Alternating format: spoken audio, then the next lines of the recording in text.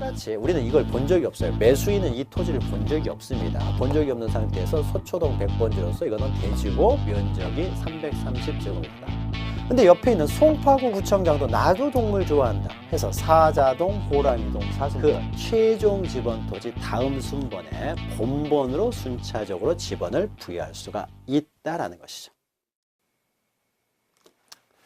네, 이전 시간에는 지번을 부여하는 방법 보았고요. 자, 이 시간에는 35페이지 보시면 이제 지목을 부여하는 방법이죠. 자, 지목이라는 말이 나오면요. 지목이라는 것은 일단 지목은 토지의 목적이 무엇이냐. 그것은 토지가 어떤 용도로 사용되고 있느냐라는 겁니다. 그래서 토지의 그 주된 용도에 따라서 지목을 설정을 합니다. 주된 용도. 그리고 이 지목에 있어서 주된 용도에 따라서요, 그 토지에서 나오는 수익이 달라지게 되겠죠.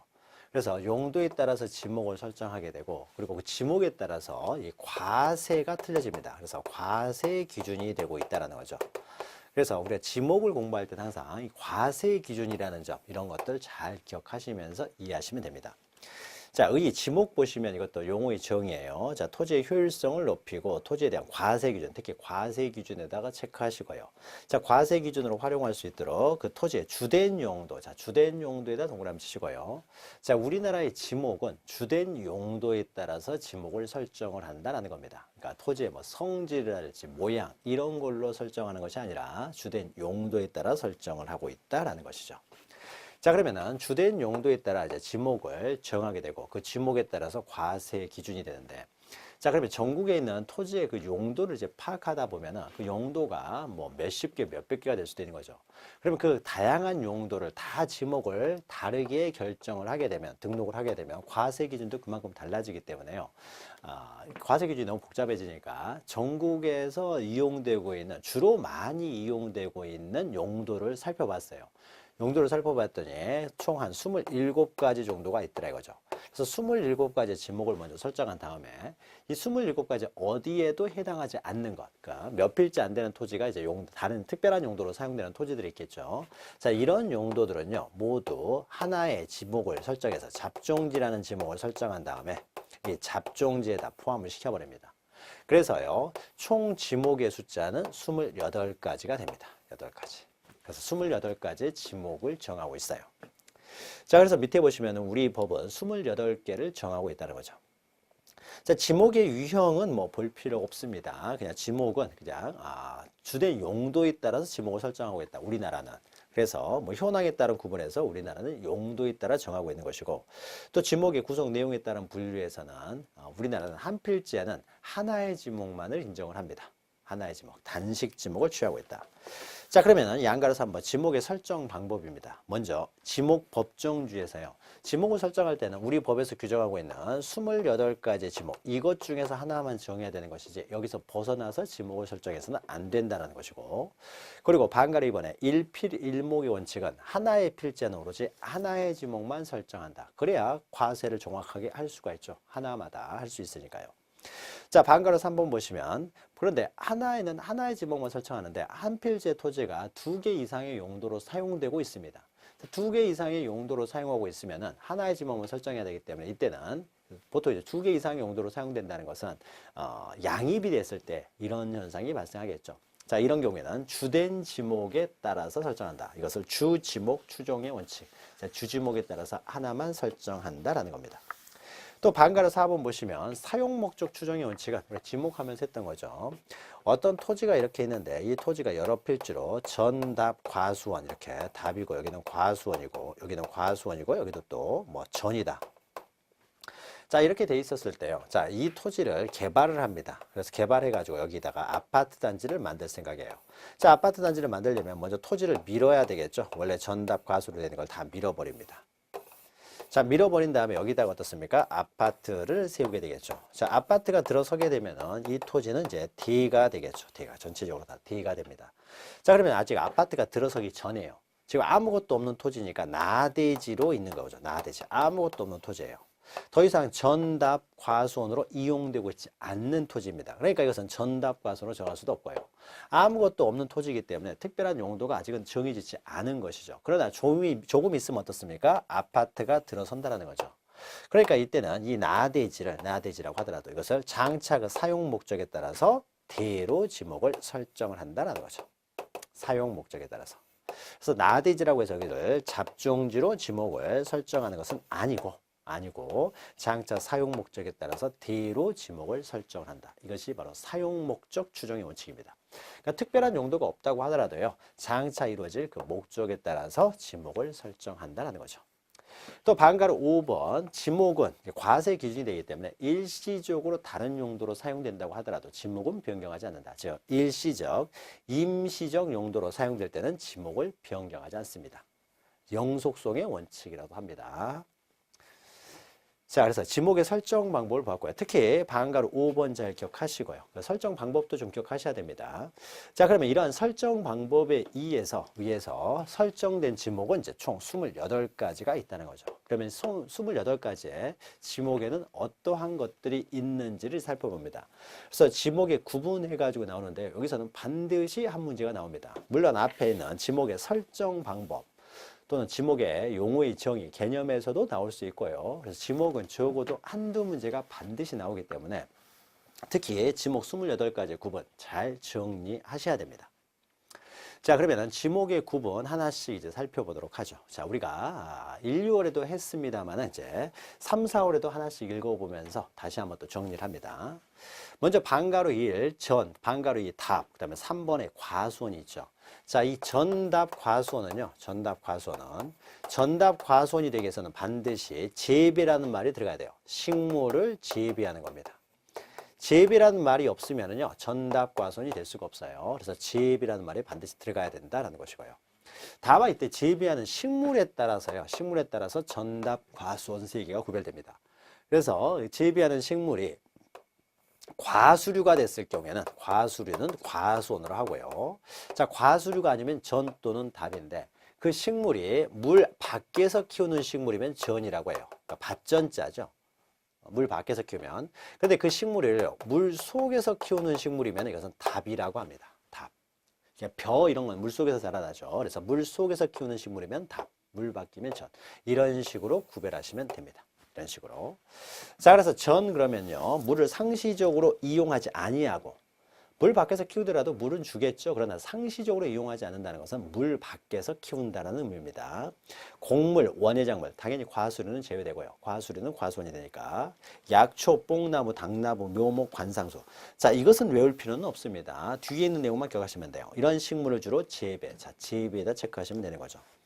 또 식용을 위하여죠. 식용으로 죽순을 재배죠. 죽순도 물 밖에서 키우는 식물이죠. 과수류 아니고. 그러니까 재배니까 이것도 전이 되는 거죠. 자, 밑에 보시면은 답은요. 물을 상시적으로 직접 이용한다. 물 속에서 키운다는 거죠. 그래서 왼쪽에 보시면 다 물 속에서 자라는 식물들입니다. 벼, 연, 미나리, 왕골. 다 물 속에서 자라는 식물들이에요. 이런 식물을 재배하면 이것은 답이 됩니다. 답.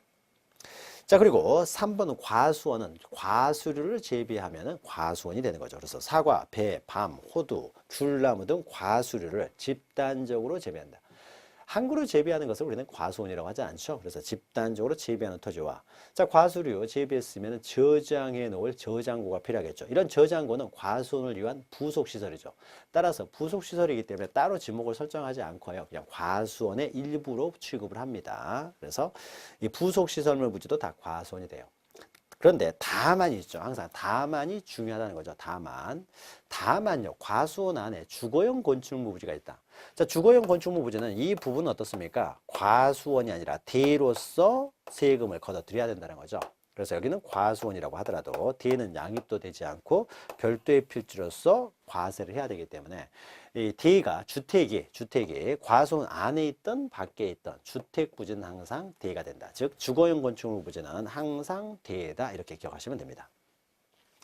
자, 방가루 4번은 이제 목장용지죠. 자, 목장용지는 다음의 토지는 목장용지예요. 자, 목장용지의 대표적인 것은 오른쪽에 2번 보시면 축사 등의 부지가 되겠죠. 계사, 돈사, 우사 이런 축사 등의 부지가 될 것이고, 자, 가축들에게 풀 먹여야 되겠죠. 그래서 동그라미 1번 보시면 이제 초지를 조성한 토지, 이런 것도 이제 목장용지로 보고요.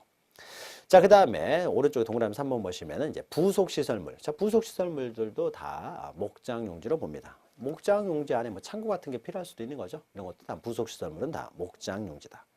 자, 그러나 그 36페이지 맨 밑에 두 번째 줄 보시면 다만에서요. 거기도 있죠. 주거용 건축물 부지는 항상 돼요. 그래서 목장 안에 주거용 건축물 부지, 주택을 지었던지, 목장 밖에 주택을 지었던지, 주거용 건축물 부지는 항상 대가 되고, 대로서 세금을 부과한다는 거죠. 주거용 건축물 부지는 항상 대다 이렇게 기억하시면 됩니다. 자, 그리고 오른쪽 방가로 5번은 이제 임야 있죠, 임야. 자, 임야는요, 임야는 외우셔야 돼요. 나머지는 그 용어를 통해서 우리가 이해할 수 있지만, 임야는 또 외우셔야 됩니다. 자, 산림 원야. 원야는 이제 벌판, 산림은 숲을 말하는 거죠. 이루고 있는 수림지. 자, 숫자는요, 물 숫자가 아니라 나무 숫자예요. 그래서 나무가 우거진 것, 대나무가 우거진 것. 그래서 이런 것들이 임야가 됩니다. 그래서 수림지, 중림지. 자, 산에 가면 또 암석지들이 있는 거죠. 산에 암석지. 자, 수림지, 중림지, 암석지가 딱 기억하시고 이건 다 임야라는 거죠. 특히 암석지도 임야다라는 겁니다. 자, 그 다음에도 기억하셔야 돼요. 암석이 깨져서 자갈이 되는 자갈땅 또는 모래땅 또 습지. 산에 가면 또 습지 같은 거 있습니다. 습지. 그 다음에 뭐 모래가 날리면 황무지가 되는 거죠. 그래서 황무지. 자, 그러면은 자갈땅, 모래땅, 습지, 황무지, 수림지, 중림지, 암석지 이 7가지는 임야다라는 거죠. 이건 외워야 되는 이유가요. 다른 지목하고 혼동이 생길 수 있다는 거죠. 왠지 황무지 그러면은 우리가 뒤에서 보게 되면 잡종지스럽기도 하고요. 저 뭐 자갈땅, 모래땅은 왠지 하천 같지만 하천이 아니고 이것도 임야라는 거고, 습지 그러면은 이제 유지 같지만 유지가 아니라 임야다라는 거죠. 그래서 임야 이 7가지죠. 7가지 임야는 반드시 외우시기 바랍니다. 시험 문제는 간단하게 나옵니다. 황문지는 잡종지로 한다. 그럼 틀린 말이죠. 다음도 틀린 것 해가지고 이렇게 나옵니다. 그래서 7가지는 반드시 외우시고요. 그 다음에 방가루 6번은 광천지. 광천지는 땅에서, 지하에서 어떤 액체가 솟구쳐 오르는 곳을 광천지라고 합니다. 자, 그러면 지하에서 온수, 약수, 석유가 나는 것, 뭐 석유 등이 용출되는 용출구. 자, 용출 기억하시면 됩니다. 용출에도 기억하시고, 용출되는 용출구가 있습니다. 자, 여기서 용출이 됩니다. 용출이 되면 어떻습니까? 그걸 뭐 흘러내리면 안 되기 때문에 유지를 위해서 이렇게, 그러니까 여기서 용출이 되면 유지에 필요한 곳, 이런 것들이 다 이제 광천지가 되는 거죠. 여기서 용출이 되면은. 그래서 용출구와 그 유지에 사용되는 부지, 여기가 광천지가 돼요. 자, 석유가 났으면 어떻습니까? 석유를 이제 여기서 계속 저장하는 것이 아니라 이제 저장 시설물이 따로 있겠죠. 여기다 저장을 합니다. 여기 저장 시설물이에요. 그 저장 시설물에 이제 송유관이 있겠죠. 자, 그러면 송유관이라든지 저장시설, 여기가 땅에서 뭐 나눈 곳은 아니잖아요. 그렇죠. 송수관, 송유관이 지나가는 곳이라든지 저장시설에서 용출되는 것은 아니기 때문에 우리가 광천지는 용출되고 유지하는 데 필요한 그 토지, 여기만 광천지지 송유관, 송수관, 저장시설 이런 것들은 광천지라고 하지 않아요. 자, 그래서 밑에 보시면 다만 해가지고 있죠. 온수, 약수, 석유 등을 일정한 장소로 운송에다 체크하시고, 송수관, 송유관 및 그 저장시설의 부지 이런 것들은 요 광천지가 아니고 이런 것들이 이제 잡종지가 됩니다. 잡종지. 광천지가 아니다라는 거 다만 기억하시고요. 그 다음에 7은 이제 염전인데, 자, 염전은 소금 만드는 곳이 염전이 되겠죠. 그런데 이것도 두 번째 줄 다만 보시면 소금을 만드는데 천일염 방식에 의하지 않냐고 동력으로 바닷물을 끓여들여서 소금을 제조하는 공장시설물. 자, 공장이라는 말이 나오면요, 이건 다 공장용지일 뿐입니다. 그래서 공장시설물 부지는 공장용지다 이렇게 기억하시면 돼요. 공장이라는 말 나오면 항상 공장용지다 이렇게 기억하십시오. 그 다음에 8은 대인데요. 대는 이제 인간을 위한 어떤 건물 부지가 대가 되는 거죠. 대는 따로 외울 필요 없습니다. 그냥 뭐 다른 것을 우리가 기억하게 되면 인간을 위한 공간들이 다 대가 된다라고 생각하시면 돼요. 자, 영구적 건축물 중 주거, 사무실, 점포, 그러니까 뭐 상가 이런 게 상가 부지 이런 것도 대가 되겠죠.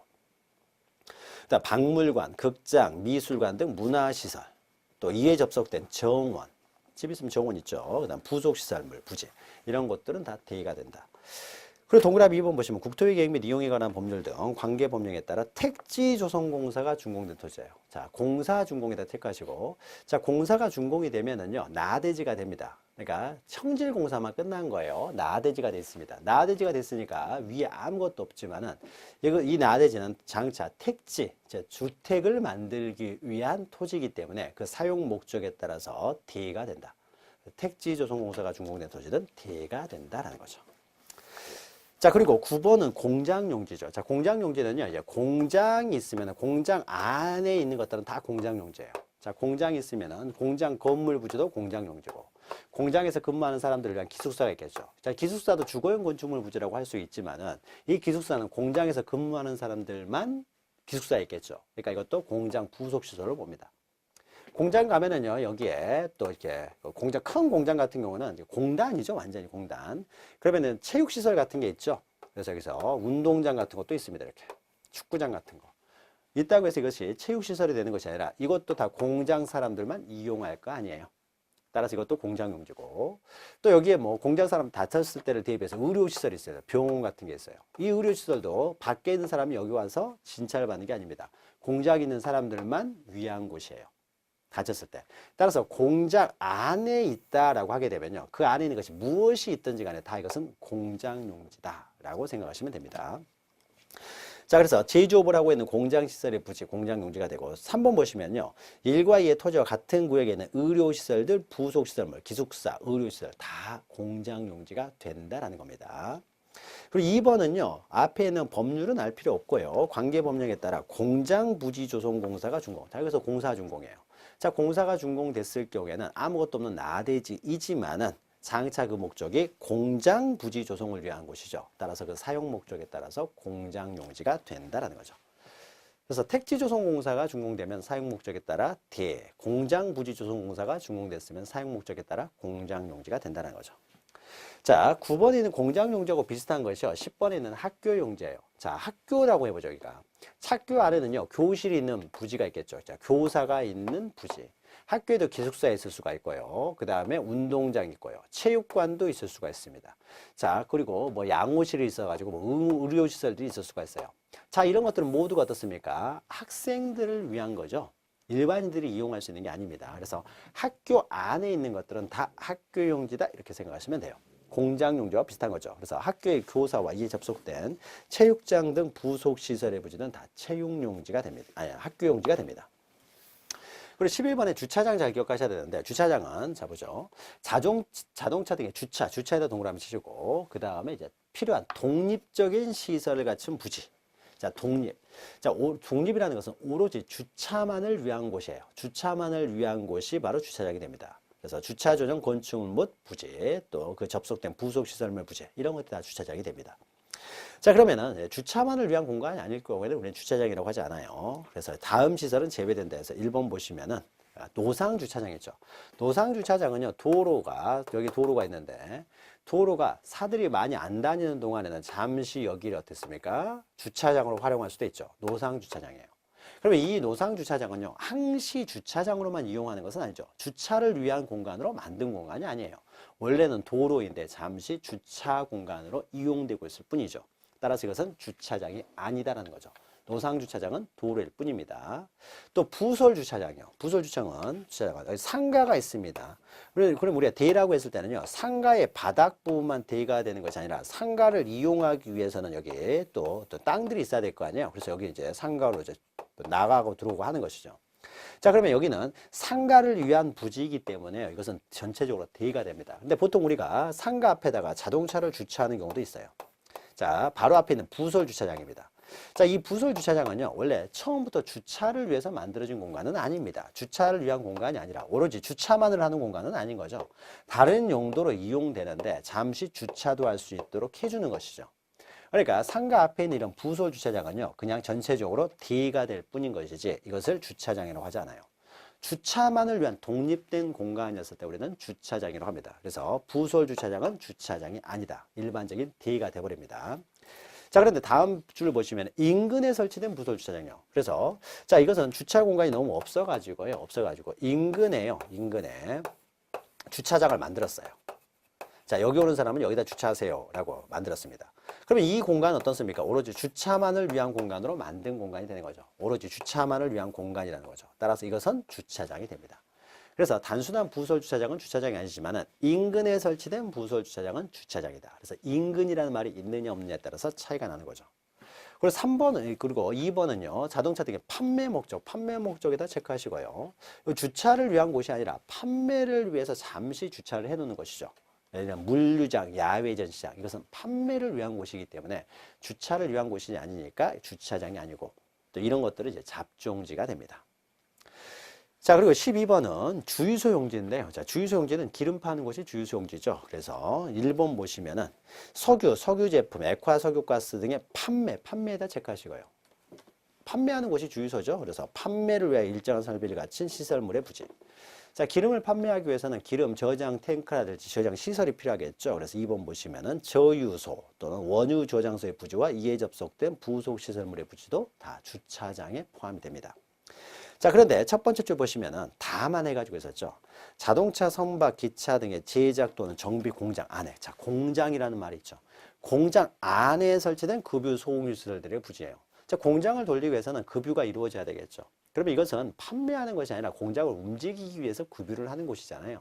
따라서 공장 안에서 이루어지는 것이기 때문에 이것은 전체적으로 공장 용지일 뿐인 것이지 주유소 용지라고 하지 않습니다. 공장이라는 말이 들어가면 항상 공장 용지라는 거죠. 그리고 밑에 색칠해져 있는 거 두 번째 줄 보시면은요, 판매를 위한 곳이 주차장이기 때문에 주유소 용지이기 때문에 따라서 소방관계법규에 설치된 유연물 이동 탱크 저장 시설 부지예요. 자, 유연물 이동 탱크 기억하시고요. 자, 유연물 이동 탱크 저장 시설 부지입니다. 자, 유연물 우리가 판매하는 거 아니잖아요. 따라서 주유소 용지가 되지 않고 이렇게 유연물 이동 탱크 저장 시설 부지 이런 것들이 이제 잡종지가 됩니다. 그 다음에 13번은 창고 용지요. 창고. 자, 물건 등을 보관하거나 저장하기 위해서 독립적, 여기도 독립에다 동그라미 치세요. 자, 저장, 보관 그 자체를만을 위해서 존재하는 그 부지예요. 저장, 오로지 창고만을 위해서 존재하는 부지라는 거죠. 자, 보관시설물 부지와 이에 접속된 부속시설물 부지. 이건 창고 용지가 됩니다. 자, 그러면은 우리가 창고라고 하는 것은요, 학교 안에도 창고 있고, 주택 안에도 창고 있고, 공장 안에도 창고 있고, 어디든지 이렇게 또 과수원 안에도 창고 있고요. 창고도 항상 있습니다. 그러면 이 창고가 있으면 다 창고 용지가 되는 거고요. 이 창고는 그 자체가 독립적인 목적으로 창고만을 위해서 존재하는 게 아니죠. 과수원을 위해서, 집을 위해서, 공장을 위해서, 학교를 위해서 존재하는 것이지 이 창고만을 위해서 존재하는 도지가 아니라는 거죠. 그럼 이것은 창고 용지가 아닙니다. 그래서 오로지 창고 그 자체가 목적인 곳이에요. 대표적인 것이 물류센터 부지가 되겠죠. 고속도로 가다 보면은 물류센터들이 있습니다. 그래서 공장에서 나오면요, 그것이 하이마트, 이마트로 바로 가는 것이 아니라 먼저 물류센터로 가고 그 물류센터에서 이제 조금씩 빠져나가는 거죠. 그래서 물류센터 고속도로 가시면은 고속도로 하다 보면 있죠. 크게 물류센터가. 그러면 지하에는 뭐 농산물, 뭐 1층에는 뭐 전자제품, 2층은 우류, 뭐 이렇게 있는 거죠. 이것은 어떻습니까? 오로지 독립적으로 창고 자체만을 위해서, 보관 자체만을 위한 독립적 공간을 위한 부지가 되는 거죠. 그래서 이런 것만 우리는 창고 용지라고 합니다. 자, 그리고 14번은 이제 도로인데요. 도로. 자, 도로는 밑에 보시면 다음의 토지는 도로다. 그리고 1번 보시면 일반 공중에다 동그라미 치시고, 자, 일반 공중이라는 것은 이제 누구든지 다닐 수 있는 길이면 도로가 됩니다. 그래서 보행, 그러니까 교통 운수를 위해 보행, 사람이 다니는 길, 차량 운행에 필요한 사들이 다니는 길, 누구든지 다닐 수 있어야 돼요. 누구든지라고 기억하시면 됩니다. 일정한 설비 또는 형태를 갖추어 이용되는 토지라는 것이죠. 자, 넘기시면은 그래서 대표적인 것이 2번 보시면 뭐 도로법에 의해서 도로로 개설된 토지. 그 다음에 3번 보시면 고속도로 휴게소 부지예요. 자, 고속도로, 경부고속도로를 간다고 해보죠. 서울에서 부산까지 가는데 안 쉬고 갈 수 없잖아요. 그렇죠? 그러니까 휴게소가 반드시 있어야 돼요. 쉬었다가 가야 되잖아요. 그러면 이때 고속도로에 있는 휴게소는 어떤 겁니까? 도로를 위해서 존재하는 것이죠. 도로를 이용하려면 휴게소가 반드시 있어야 되니까요. 고속도로를 이용하기 위해서는. 그렇죠? 고속도로. 그러니까 이 휴게소는요, 도로를 위한 부속시설일 뿐입니다. 그리고 이 휴게소는 누구만 이용합니까? 고속도로 이용자만 이용하는 거죠. 그래서 고속도로 이용자들만을 위해서 존재하는 것이에요. 그래서 이것은 도로의 일부로 봅니다. 그래서 도로로 봐요. 그러다 만약에 여기가 국도나 지방도였을 때요. 자, 국도나 지방도 옆에 있는 휴게소 뭐 이렇게 있습니다. 편의점 같은 게 있으면 이 편의점은 도로 이용자만 이용하는 것이 아니라 인근에 사는 사람들도 이용을 합니다. 따라서 이것은 도로만을 위한 공간이 아니기 때문에요. 이것은 도로가 아니라 국도나 지방도로변에 있는 휴게소는 단순한 대일 뿐이에요. 대지일 뿐이라는 거죠. 그래서 고속도로 휴게소 잘 기억하시고 이것은 도로다. 그리고 4번 보시면요. 두 필지 이상에 진입하는 통로여야 돼요. 자, 도로가 이렇게 있으면 도로가 이렇게 진입을 하게 되면 두 필지, 이쪽에도 필지가 있고 이쪽에도 필지가 있잖아요. 그래서 두 필지 이상에 진입을 하게 되면은 이건 도로예요. 누구나 이용할 수 있는 거죠. 근데 도로가 이렇게 지나가는데 여기 조그마한 길이 하나 있어가지고 여기 가면은 도로가 끊겼어요. 여기 한 필지밖에 없습니다. 자, 한 필지밖에 없으면요. 이 도로, 이 길을 누구만 이용합니까? 이 토지 소유자만 이용하는 길이지 누구나 이용할 수 있는 길이 아니잖아요. 이용하는 길이 아니죠. 도로가 끊겨 있으니까. 따라서 한 필지에 이렇게 진입하는 통로는 우리가 도로라고 하지 않습니다. 두 필지에 진입을 해야 누구든지 이용할 수 있기 때문에 도로라고 하는 거죠. 그래서 두 필지 이상에 진입해야 된다. 즉, 한 필지에 진입하는 통로는 도로가 아니다. 기억하시고요. 다시 앞으로 와서요. 39페이지 밑에 세 번째 줄 보시면 다만 해가지고요. 아파트, 공장 등 단일 용도 일정한 단지 안에 설치된 통로. 즉, 단지 안 여기다 체크하시고요. 여기 아파트 단지가 이렇게 있으면은 여기는 도로고 여기는 1단지, 2단지, 3단지, 4단지면 여기 1단지에 여러 동이 있는 거죠. 자, 그러면 1단지에 여기 여러 이렇게 동이 있어가지고 있었을 때요. 이 1단지 밑에 있는 이 토지죠. 자, 이 토지는 누가 소유하는 겁니까? 아파트 소유자들이 공동으로 소유하는 거잖아요. 그래서 아파트 들어갈 때 여기 차단기 설치해가지고 못 들어오게 막아버리면 못 들어가는 겁니다. 일반인들은. 들어오라고 해야 들어가는 거예요. 그러니까 이 아파트 소유자들 허락을 받아 들어가는 겁니다. 차단기 설치해가지고. 누구나 이용할 수 있는 통로가 아니에요. 여기는 아파트 소유자들이 공동으로 소유하는 토지이기 때문에요. 이것은 누구나 이용할 수 있는 곳이 아니기 때문에 이것은 도로가 아닙니다. 그리고 아파트 단지 안에 이런 통로들이죠. 이런 통로들은 이 사람들이 소유하고 있는 토지이기 때문에요. 아파트 단지 밑에 있으니까 이것은 대의일 뿐이에요. 그냥 대의지. 누구나 이용할 수 있는 통로가 아니니까 이것은 대의일 뿐이지 도로가 아니다라는 겁니다. 그래서 단지 안에 설치된 통로들은 단지 안에 설치된 통로는 도로가 아니다라는 거 기억하시고요. 자, 그러면 이제 넘기시면 이제 철도 용지가 있죠. 철도 용지는 이제 철길 부지, 그 다음에 뭐 부속시설물 부지가 이제 철도 용지가 됩니다. 그러면 철도 용지와 관련해서 우리가 기억해야 될 것이요. 이게 철도가 이렇게 지나갑니다. 철도가 지나가면은요, 철도가 이렇게 서울에서 부산까지 가면은 뭐 한 번에 가는 게 아니잖아요. 중간에 쉬잖아요. 이렇게. 그러면 여기 어떻습니까? 역사가 있죠. 역사들이. 그럼 이 역사에서 하는 일이 뭡니까? 표 끊는 거잖아요. 표 끊고 기차 올 때까지 기다리는 곳이에요. 그러니까 이 역사는 어떻습니까? 철도를 위한 곳이죠. 철도가 없으면은 역사는 있을 필요가 없잖아요. 그래서 기다리는 동안에 뭐 음료수 같은 거 사 먹으라고 매점이 있습니다. 그래서 그 매점이 있다라고 해서 여기가 뭐 대의가 되는 건 아니죠. 역사에 사는 거는 표 끊는 곳이에요. 표 끊는 곳. 그러니까 이런 곳들은 그저 어떻습니까? 표 끊는 곳이기 때문에 철길을 위해 존재하기 때문에 그냥 철도 용지의 부속시설일 뿐입니다. 철도를 위한 부속시설일 뿐이다라는 거죠. 표 끊고 기다리는 곳이기 때문에. 그래서 맨 오른쪽 보시면은 역사 있죠. 역사. 서울 역사. 역사 부지는 대가 아니라 철도 용지다라는 거 기억하시면 되고요. 자, 16번 제방은요. 뭐 못 들어오게 막고 있는 부분이 제방이 되겠죠. 그래서 조수, 자연유수, 모래, 바람 등을 막기 위해 설치된 방조제, 방수제, 방사제, 방파제 등의 부지. 이게 이제 제방이 되는데 이 제방과 관련돼서 밑에 그 색칠에 지금 별표 있는 거 보시면요. 자, 이런 일이 생길 수가 있어요. 제방을 쌓았다는 것은 토지가 바다보다 낮다는 것이죠. 자, 제방을 쌓았습니다. 그래서 이게 제방이에요.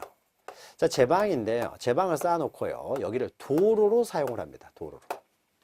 자, 그러니까 이 제방, 원래 이 토지가 어떻습니까? 제방으로도 사용되고 도로로도 사용되고 있다는 거죠. 자, 처음에는 제방을 위해서 만들었지만 도로로 사용되고 있습니다. 자, 그러면 이때 제방에서 도로로 지목을 변경하느냐예요. 자, 변경하느냐와 관련돼서요. 자, 우리가 하나의 토지가 2개 이상의 용도로 사용됐을 경우에는 주된 지목에 따라서 지목을 설정합니다. 그런데 여기서 도로와 제방 사이에서는요. 주종을 구별할 수가 없어요. 따로따로 이용이 되고 있기 때문에 주종이 있지가 않습니다. 그래서 이렇게 주종을 구별하지 못할 경우에는 어떻게 지목을 설정하느냐에 있어서는 먼저 제방으로 지목이 설정되고 그 다음에 도로로 이용이 됩니다. 자, 그러면요. 여전히 이 토지는 제방으로도 여전히 사용되고 있잖아요. 따라서 제방으로 여전히 사용되고 있으면 지목을 변경하지 않습니다. 이것을 등록 선후의 원칙이라고 해요. 등록 선후의 원칙. 선후의 원칙. 그래서 먼저 등록된 것이 여전히 사용되고 있으면은요, 후에 사용되고 있는 토지로 지목을 변경하지 않는다라는 겁니다. 지목 변경을 하지 않는다라는 거예요. 자, 요 내용 하나 체크하시기 바랍니다. 자, 그리고 이제 17번하고 18번은 이제 물길이죠. 물길. 그래서 하천과 국어는 물길이에요. 자, 하천과 국어의 구별은, 자, 물길인데 이 물길이 자연 물길이냐, 즉 자연수로냐, 아니면은 인공수로냐에 따라서 이제 차이가 나고요. 우리가 국어 그러면 일반적으로 도랑 이런 걸 국어라고 합니다.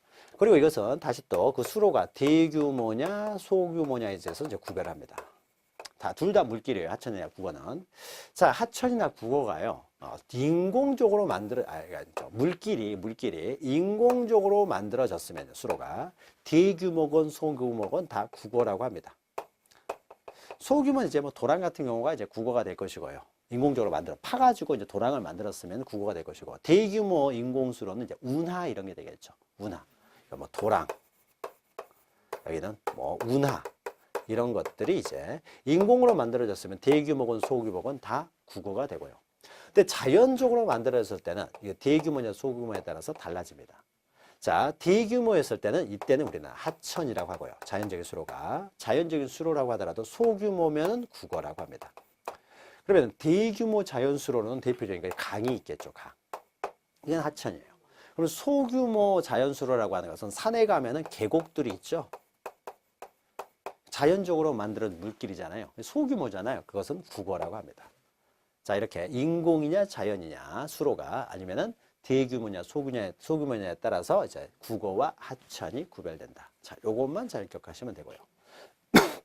자, 19번은 자, 하천과 국어가 물이 흘러가는 물길이라고 하면 국어는 물이 고여 있는 곳은 우리 국어라고 합니다. 그래서 호수, 저수지 이런 게 국어가 되는 거죠. 유지가 되는 거죠. 그러니까 물이 흘러가는 곳은 하천이나 국어고요. 물이 고여 있는 곳을 우리는 유지라고 하는 거죠. 그래서 물이 고이거나 상시적으로 물을 저장하고 있는 댐, 저수지, 소류지, 호수, 연못 등의 토지와, 자, 그 다음에 생각하세요. 연왕골 등이 자생에다 체크하시고요.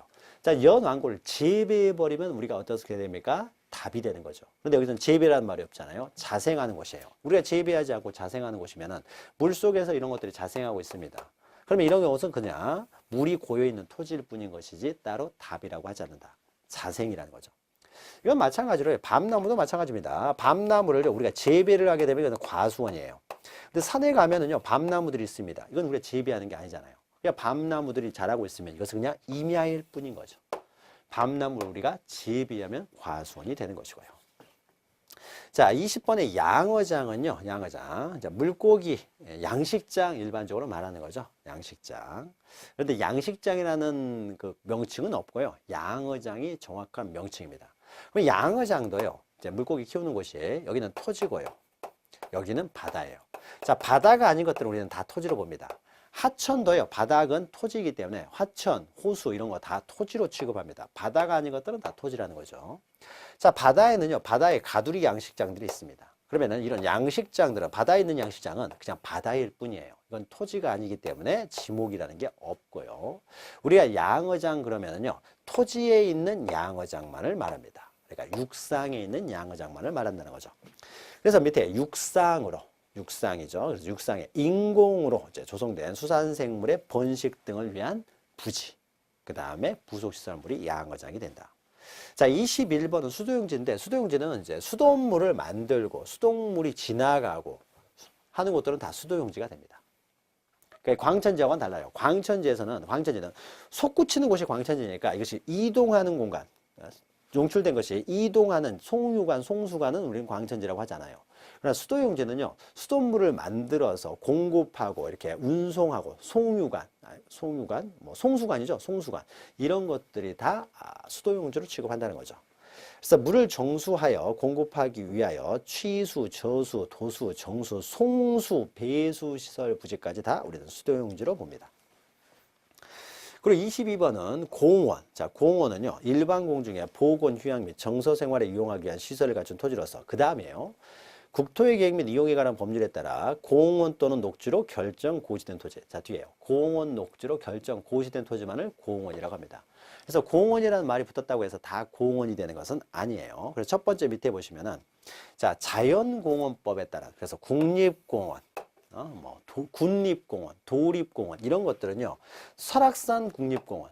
자, 설악산 국립공원입니다. 설악산 국립공원은 공원이라는 말이 붙어 있지만 이것은 공원이 아니라요. 공원이라는 말이 붙었다고 하더라도 이것은 공원이 아니라 그냥 임야일 뿐입니다. 그래서 자연공원법상 공원, 국립공원 이런 것들은 공원이 아니라 임야일 뿐이고요. 또 그 밑에 보시면 묘지공원요. 자, 묘지. 여기 묘지들이 있습니다. 엄청나게 묘지들이 있어요. 묘지이지만 이게 약간 혐오시설이다 보니까 공원이라는 말을 붙여서 이제 묘지공원이라고 표현하지만은 이건 묘지일 뿐인 거죠. 그래서 묘지공원도 공원은 공원이 아니라 그냥 묘지일 뿐입니다. 그래서 공원이라는 말이 붙었다고 해서 다 공원이 되는 건 아니다.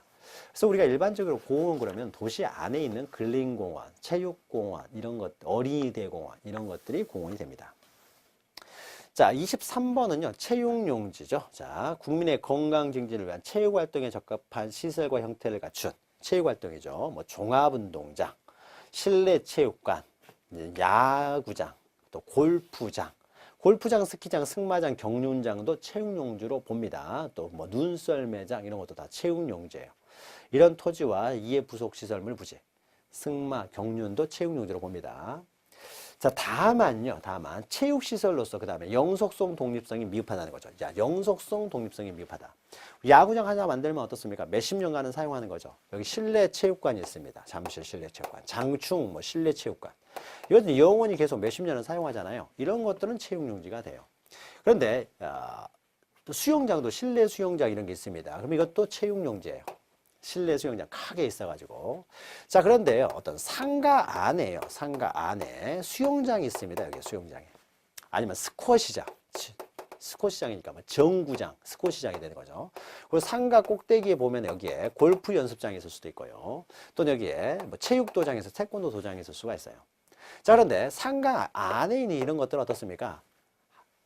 1년 지나면요, 호프집으로 바뀌어버릴지 몰라요. 그러니까 영속성이 없는 거죠. 이거는 수영만을 위한 실내 수영장을 만들었으니까 몇십 년간은 계속 수영장으로 사용될 테지만 이것은 다음에 바로 호프집으로 바뀌어버릴지 모릅니다. 따라서 이런 경우에는요, 이런 것들을 체육용지로 봐서는 안 되겠죠.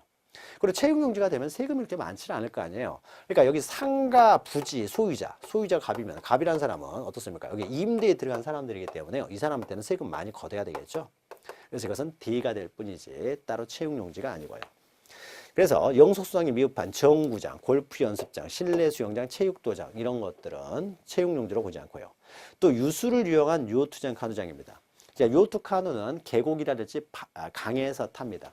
잠시 강이나 계곡에서 요트, 카누 좀 탔다고 해서 하천이나 국어가 체육용지가 되는 건 아니라는 거죠. 또 산림 안에 야영장. 설악산 국립공원 가면은 야영장 같은 거 있습니다. 올라가려면 야영장이 있는데, 자, 이런 야영장은요, 어떻습니까? 산에 올라가기 위해서 잠시 머무르는 곳이기 때문에 이것은 체육용지는 아닙니다. 그냥 임야일 뿐인 거예요. 자, 그리고 24번이 유원지인데요. 자, 유원지. 일반 공중의 위락, 휴양 등을 적합한 시설물 종합적. 자, 종합에다 동그라미 치시고요. 종합적으로 갖춘 수영장, 유선장은 배 타고 노는 곳, 낚시터, 어린이 놀이터, 동물원, 식물원, 민속촌, 경마장. 여기 승마장이 아니라 경마장이죠. 경마장에서 우리가 말 타는 것 아니죠. 자, 그러면 여기 나와 있는 것들은 뭐냐면요. 다 우리가 온 가족이 가족 소풍을 가는 곳. 소풍을 갈 수 있는 것. 이렇게 생각하시면 돼요. 우리가 유원지 소풍 가잖아요. 그래서 가족 소풍 이렇게 생각하시면 됩니다. 자, 그러면은 여기서도 첫 번째로 수영장이 있죠. 여기서 수영장은 어떤 거냐면요. 우리가 실내 수영장, 잠실 학생 실내 수영장 그러면은 여기는 수영만 하는 곳이에요. 영속성이 있기 때문에 체육용지예요. 실내 수영장 건물 밑에 있는 것은 영속성이 없기 때문에 이거는 대일 뿐입니다. 그냥 상가일 뿐이에요. 대일 뿐인 것인데. 자, 그런데 여기 나오는 수영장은 뭐냐면요. 용인 에버랜드 이런 거예요. 수영장을 갔는데 수영만 하고, 여기는 수영만 하고 오는 곳이에요. 수영만 하는 것이 아니라 먹고 마시고 온 가족이 즐기다 올 수 있는 곳이면 이것은 유원지가 된다라는 거죠. 그러니까 종합적으로 갖춘 수영장이라는 거죠. 자, 이런 것들이 유원지가 됩니다. 다만 이런 유원지가 있으면 이제 모텔 같은 것도 있고 하겠죠. 그래서 숙박시설이 있습니다. 그래서 이들 시설과 거리 등으로 봐 독립적인 곳으로 인정되는 좀 떨어져 있는 숙박시설, 유기장, 뭐 노래방 뭐 이런 거 하는 겁니다. 이런 거나 뭐 이런 거 부재, 이런 건 당연히 대가 되겠죠. 또 하천국어 유지인 것, 하천국어 유지로 분류되는 것. 하천의 일부를요, 오립에 띄우고 놀고 있습니다. 그렇다고 해서 거기에 유원지가 되는 건 아니죠. 그냥 하천일 뿐이고 잠시 오립에 타고 논다고 해서 거기가 유원지가 되는 것은 아니다라는 것이죠. 하천일 뿐인 거죠. 그 다음에 25번에 종교용지 있는데요. 자, 종교용지는 그냥 교회 또는 절, 성당이 있는 부지들은 다 종교용지가 됩니다. 그럼 종교용지도 우리가 앞에 썼던 학교용지, 공장용지하고 똑같이 보시면 돼요.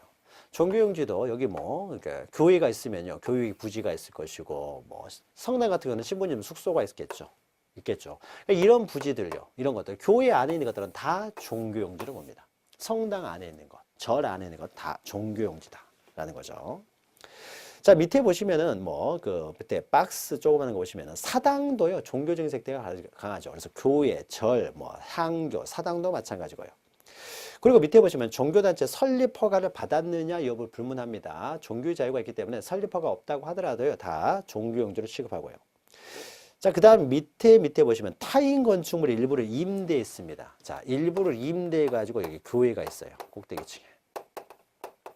자, 이런 경우에는 이 교회가 여기 있기 때문에 이것도 종교용지가 되냐? 종교용지는 비과세잖아요. 그러니까 과세가 안 되잖아요. 그러면 교회가 하나 있기 때문에 비과세냐? 그렇지는 않겠죠. 이 종교 한 층을 임대에 들어갔으면은 이 건물 소유자, 토지 소유자에게 월세 주면서 들어간 거잖아요. 토지 소유자에게는 어떻습니까? 세금 많이 걷어야 되겠죠. 자, 그래서 이것은 그냥 임대에서 들어왔기 때문에 이것은 그냥 대일 뿐인 거예요. 대일 뿐인 것이지 이 교회가 꼭대기층에 있다고 해서 종교용지가 되는 것은 아닙니다. 기억하시고요. 그 다음에 26번은 사적지인데요. 사적지는 이제 문화재가 있는 부지가 사적지가 되는 거죠.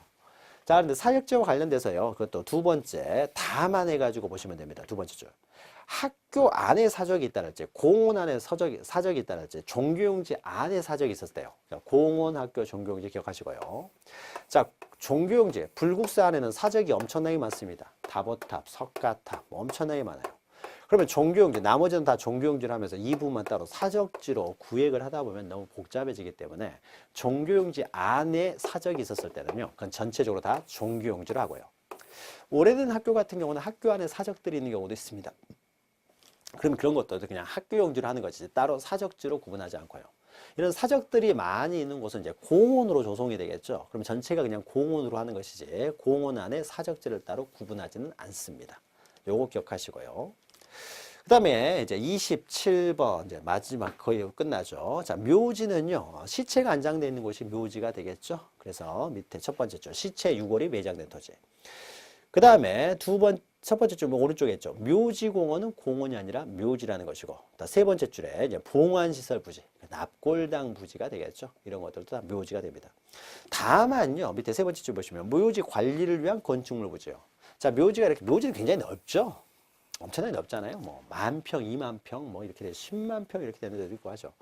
자, 그러면 묘지가 이렇게 굉장히 넓은데요. 넓은데 그럼 여기 이제 관리 사무소가 있습니다. 뭐 지하에 1층, 지상 3층 뭐 해가지고 사무소가 있어요. 자, 이 관리 사무소에서는 뭐 합니까? 크게 이제 건물 있죠, 관리 사무소. 여기는요, 묘지 오는 사람 꽃 팔죠, 꽃도 팔고요. 온 사람들 이제 밥도 팔고요. 그렇죠? 왔다가 하려면 시간이 굉장히 오래 걸리니까 밥도 팔고요. 음료수도 팔고 뭐 하는 거잖아요. 그럼 여기는 어떻습니까? 꽃, 음료수 이런 파는 그냥 일반적인 상가하고 똑같잖아요. 자, 여기는 묘지예요. 묘지에서 돈이 얼마나 남는다고 여기서 세금을 많이 걷겠습니까? 그러니까 여기는 세금을 많이 안 걷겠죠. 땅은 없지만. 그러나 여기는 어떻습니까? 수익이 많이 생기는 곳이잖아요. 그러니까 여기서 진짜 수익이 많이 생기죠. 이것은 대로 어떻습니까? 세금을 많이 부과를 해야 되겠죠. 자, 그래서요, 묘지를 관리하는 건축물 부지, 이것은 대가 된다는 거죠. 자, 요거 기억하시면 되고요. 자, 우리가 27개까지 왔고요. 마지막 28번에 이제 잡종지. 자, 27가지 어디에도 해당되지 않으면 이제 다 잡종지가 됩니다. 자, 그러면 우리가 27가지 올 때요, 대충 어떻습니까? 그 용어, 명칭하고 그 내용이 비슷합니다. 그래서 명칭을 통해서 우리가 내용을 이해할 수도 있고, 그 다음에 좀 혼란스러운 것들, 혼동스러운 것들은, 좀 어려운 내용들은 우리가 과세 기준이라는 것을 생각하게 되면 우리가 이해할 수가 있는 거죠. 그런데 잡종지는 그 언어적 표현 가지고는 그 표현 가지고는 도대체 뭔지 알 수가 없는 거죠. 자, 그래서 잡종지는 다 외우셔야 돼요. 그래서 다음의 토지는 잡종지다. 그래서 1번 갈대밭, 갈대밭 이거 외우시고요. 그다음에 실외에 물건을 쌓아두는 곳, 돌을 캐내는 곳, 흙을 파내는 곳. 그다음에 야외 시장, 비행장, 공동물, 공통점이 하나도 없죠. 그러니까 이건 외우셔야 되고. 시험을 내일 본다 아니면은 오늘 시험을 본다라고 했을 때 지적법, 공시법에서 뭘 봐야 될 것이냐 하나만 본다라고 하면은 잡종지를 보세요. 잡종지. 눈으로 익히시기 바랍니다. 다만 이때 돌을 캐내는 곳, 흙을 파내는 곳과 관련해서는요. 첫 번째 줄 보시면 다만 원상회복을 조건으로 돌을 캐내고 흙을 파냅니다. 원상회복을 조건이기 때문에 돌을 캐내고 흙을 파냈다가 다시 덮는다는 거죠. 잠시 돌을 캐내고 흙을 파내는 곳이기 때문에 이건 잡종지로 하지 않습니다. 이거 잘 기억하시고요. 그 다음에 2번 보시면 영구적 건축물 중 변전소, 송신소, 수신소, 송유시설, 도축장, 자동차 운전학원. 자, 자동차 운전학원 잘 기억하세요. 이것은 도로도 아니고 대지도 아니고 그냥 자동차 운전학원은 잡종지다. 쓰레기 및 오물 처리장 부지. 그리고 기타 이제 3번 다른 지목에 속하지 않는 것. 자, 오물 처리장 부지하고 비슷한 것이 밑에 첫 번째 보시면 분뇨 종말 처리장 부지도 잡종지고요. 그 옆에 보시면 콩나물 재배사요. 콩나물을 재배하는 곳입니다. 자, 요게 이제 예전에 한번 시험에 나왔는데 이 콩나물을 재배하는 곳은요. 자, 우리가 콩나물은 과수류는 아닙니다. 재배라는 말이 있으니까 전답 과수원으로 들어갈 것 같지만 재배. 일단 과수류 아니니까 전 또는 답이냐라고 하는데요. 자, 콩나물은 물 밖에서 키웁니다. 물 속에서 키우는 건 아니니까 적어도 답은 아닌 거죠. 근데 물 밖에서 키우긴 하지만은 항상 물을 줍니다. 계속 물을 주고 있다는 거죠. 그러니까 어떻습니까? 물을 상시적으로 또 이용하고 있어요. 그러니까 전도 아니라는 거죠. 자, 그래서 애매하죠. 전인지 답인지 애매하다. 그래서 잡종지가 됩니다. 그래서 콩나물 재배사는 잡종지다. 그리고 자동차 운전학원이 잡종지니까 자동차 관련 시설도 다 잡종지고요. 자, 그 다음 맨 밑에 예비군 훈련장, 이렇게 군부대 이런 것들은요, 다 잡종지로 합니다. 잡종지. 자, 그러면 지목의 표기 방법인데 이것은 우리가 지적 공부 시간에 하는 것이죠. 지목은 28가지가 있는데 이 28가지를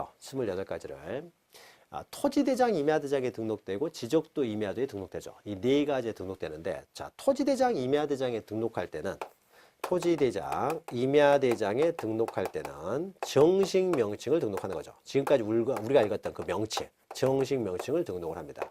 그런데 지적도, 임야도에 등록할 때, 즉 도면에 등록을 할 때는 정식 명칭은 5자짜리도 있다 보니까 다 기록하기 어렵다는 거죠. 따라서 여기에는 부호로 등록을 하는 거죠. 자, 부호라는 것은 한자로 등록을 한다는 거예요. 한자로. 한자만 사용합니다. 자, 그러면 이때 어떤 한자를 사용하느냐에 있어서요. 24개의 주목은요. 첫 번째 글자를 사용합니다. 두 문자를 사용한다. 첫 번째 글자를 가지고 부호를 만들고. 자, 그런데 두 문자로만 사용하게 되면 자, 요것은요. 우리가 넘기시면 있는 거죠. 넘기시면 44페이지.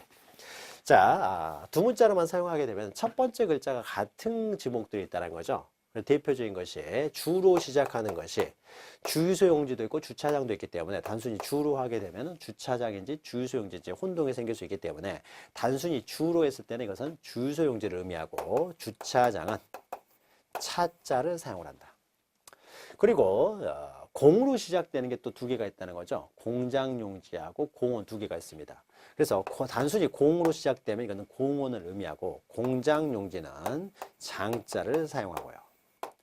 또 유로 시작되는 게 두 가지입니다. 유지하고 유원지 두 개가 있죠. 그래서 단순히 유라고 돼 있으면 이것은 유지를 의미하고 유원지는 원자를 사용한다.